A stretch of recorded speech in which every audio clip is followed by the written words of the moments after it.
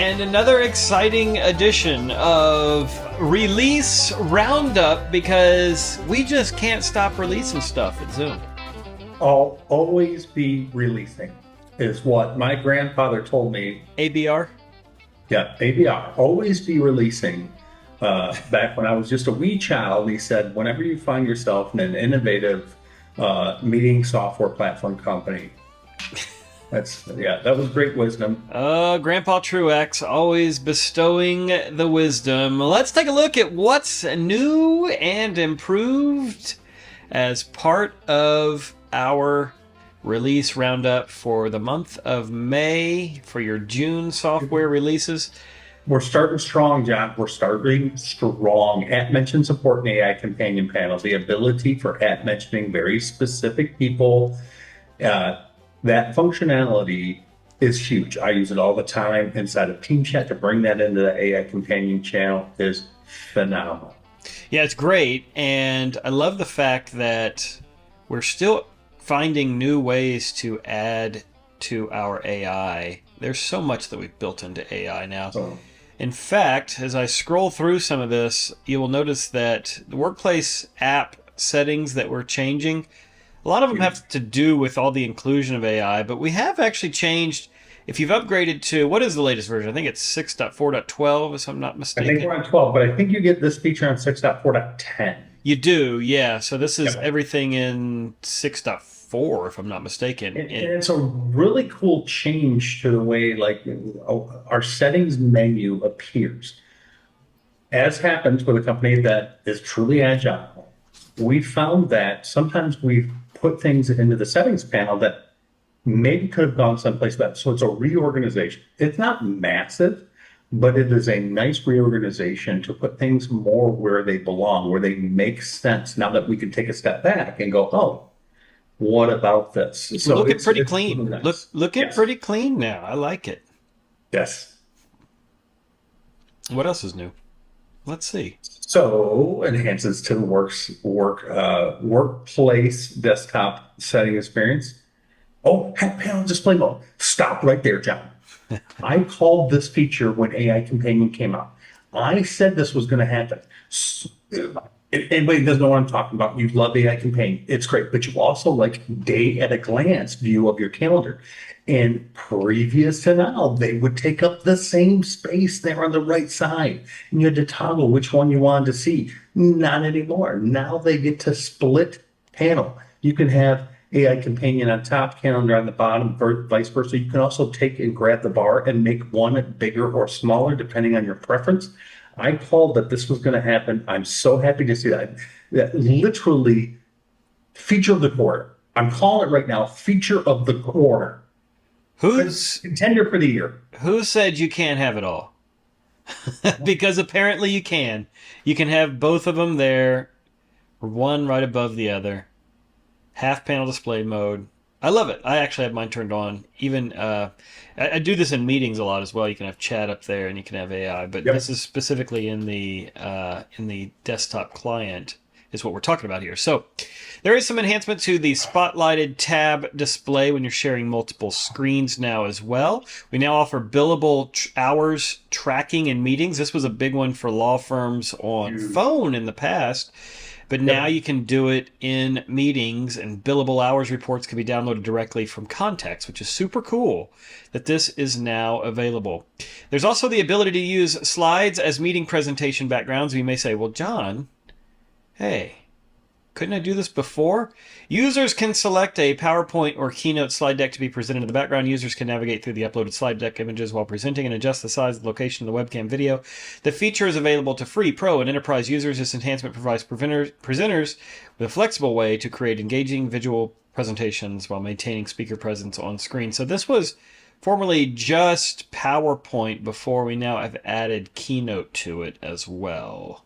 Very, very cool. So we also have the ability to choose the meeting waiting room default screen, giving them more power to see what that looks like, what those users experience. By the way, meeting room, great security feature if you're sending out large meetings. Now we can do another level of customization for what that meeting room experience is for those users.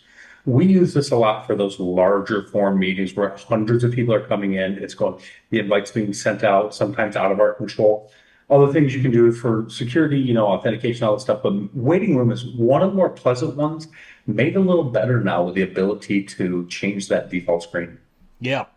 Well, as I said, we've added some more AI into it as well. And so now we've got a post meeting summary feature that adds to the Zoom integration within Slack. After a meeting ends, Zoom AI meeting summary link will automatically appear in the Slack Zoom bot. So you have to have the Slack Zoom bot in order for that one to work. But fresh on the heels of that one, of course, That's right. we got to give some love to Microsoft Teams users as well.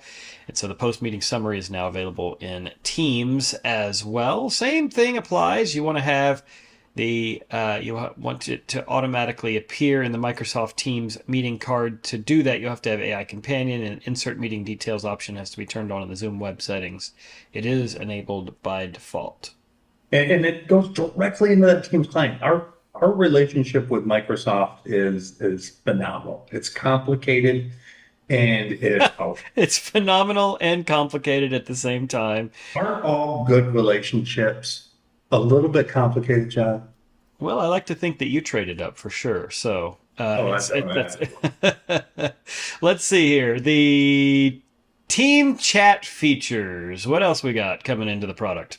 So looking at streamlining the user enablement for chat summary feature. Chat summary is a phenomenal tool, but at times we found it difficult to see where that summarization button is, where how to engage with that. So we're making this easier and with a pop-up containing the feature overview for that enablement.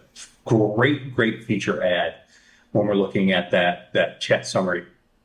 Yeah, and there's some changes they've made to the UI that make it a lot easier now. They've done a lot to Yes. actually make this easier on your eyes, less obstructions that are taking place with the buttons that you get within Team Chat. There's improved compose features. If you haven't used that, that's part of the AI as well, which Pin is to tabs functionalities, that's getting a nice boost, right? So we're going to yeah. be able to add more things inside of that resource tab, inside of those other tabs across the top, being able to add more types of documentation in there. People don't think of this as AI, but it truly is, and that's the translation of your Team Chat Huge. messages. This is improved now, so it changes the way that looks, and it's a little bit easier to translate. We've But expanded the. this one, John, this has to win I know. best feature I didn't know we needed. I'm scared to know why people are using this. 16,000 characters? 16,000. Tell me you should have sent an email without telling me you should have sent an email. This quadruples the size, quadruples the limit of how many characters you could have in a team chat message. I don't know that I ever ran into the 4,000 limit. I don't believe I've ever ran The into the 4,000 the limit. only thing that I'm thinking with this is maybe for those who are copying and pasting massive amounts of information, that's Yes. probably maybe just a quick copy paste type thing. That's probably where it's coming into Or play. share the file from wherever you're bringing all that data from. Oh my God, Let 16,000. us know where you're getting your 16,000 characters, folks. We want to know where you're. If the partner who requested this feature is listening to this, please reach out. We want to We have you want on the show to talk about your massive chat character needs. Maybe I don't have enough hard drive space for the recording of that one. I'm not sure. They could be rather long winded, it sounds like. Hosts can now manage the sharing of meeting summaries and recordings directly from the continuous meeting chat post meeting card. I love this feature because This is awesome. when you're done with a meeting and you have your summary there, what good does it do to go just to you? Have it shared with the entire team that was part of that meeting. And so now there's a little asset card that shows up on there. You click a button and it can automatically deploy it so that everyone sees it in that continuous meeting chat. We've always had the ability to modify this behavior in mass. Yeah. The nice thing about this is this pops up per meeting to give you an opportunity to go, whoa, whoa, whoa, whoa, whoa, whoa, maybe not this one. Or, yeah, absolutely, send it. So this is a great feature. Global message search is now coming online. So we previously had just kind of a limited search functionality with our. If you go up to the very top of your client, you see the search bar. We're now expanding that. We continue to expand what it actually pulls in to what it's searching as part of its assets, and now direct messages are included. Yeah, we're improving the organization so that it's easier to find relevant information. Yeah. This is just going to get better and better. Enhanced entry points for Zoom Team Chat Compose and Thread Summary with AI companion icons. Again, this is more of that UI refresh that we were looking forward to. And I love this feature. Adding the optional message to contact requests. yeah, a lot of So times it's something people just got a request from an external party and it was kind of they just vague. throw it out there. So now, and we work with partners a lot. One of the best ways we can like to communicate is through team chat. So we're adding external contacts all the time. And in doing so, it's nice to throw a little message in there saying, oh, hey, we talked on this one thing. I want to connect on this. Give them a little warm up. Yeah, I like this one. And I'm glad because we needed it pretty badly. Let's talk mail and calendar for a moment. There's a lot of different things that we have been adding to mail and calendar. Again, looking for feature parity here as we come up to speed. We're relatively new in this space and we're catching up with Outlook and Google for their Yeah. services that they've been doing in the space for years. And man, we've come on strong. It has really, really ramped up into the right. We are now supporting world clock multiple time zones within the calendar. You can also show a new View by month month view option. option. Love, There's love it. alternative meeting times on your handy dandy mobile device, which I Yep. love, and finding those meeting times on it. So if you're trying to schedule a meeting, if I want to schedule a meeting with you, Eric, I can do it directly from my mobile device, which I And love. we all know you love mobile parity. I do. I want everything that my desktop client does to be available right here on my mobile device. Look at Zoom clips getting a bump. Yeah. Embed a clip in Slack chat. For those people still using Slack, whatever, that's fine. Now you can embed a clip in there, and it's a rich embed. Yes, it is. The phone features that we've added include more SMS messaging with, well, enhancements to SMS messaging with API support. This really allows us to increase the size of those messages as well as multiple file formats for MMS. Those are the big things there. There's some enhancements with Mitel phone system integration, the Oh yeah. client. So PSI partner or phone system integration, PSI. And this takes the phone button inside the Zoom client and turns it into a soft phone for Mitel, Unify Square, things like that. And as part of that, there's integration inside the system that is because these are two separate systems talking. So the ability to enhance that call forwarding, phenomenal feature. AI Companion powered call management and insights panel. What in the world is this? So we're bringing the oldest and the newest together. The Right. oldest So and the newest. I love it. yeah, and that's what this looks like is enhancing that AI companion experience inside or enhancing that phone experience with AI companion, call transcription, asking questions, analyzing call logs. People have been asking about this for a while now because you could do it in meetings for a long time, Exactly. right? You had all this in meetings, and then you pop over to the phone tab, and they're like, "Hey, wait, what happened to my sidebar here?"